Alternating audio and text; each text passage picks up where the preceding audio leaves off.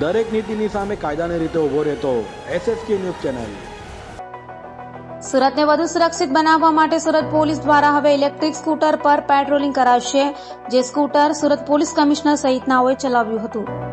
સુરત શહેર police commissioner Anupamsinh Gehlot અને અન્ય વરિષ્ઠ અધિકારીઓએ બુધવારે પોલીસ બિલ્ડિંગ ખાતે સેલ્ફ બેલેન્સિંગ ઈ સ્કૂટરનો ડેમો જોયો હતો।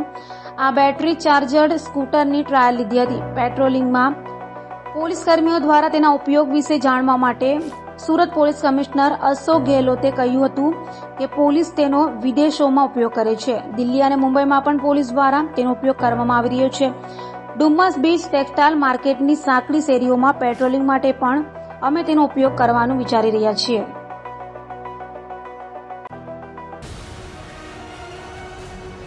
દરેક નીતિની સામે કાયદાની રીતે ઊભો રહેતો SSK ન્યૂઝ ચેનલ।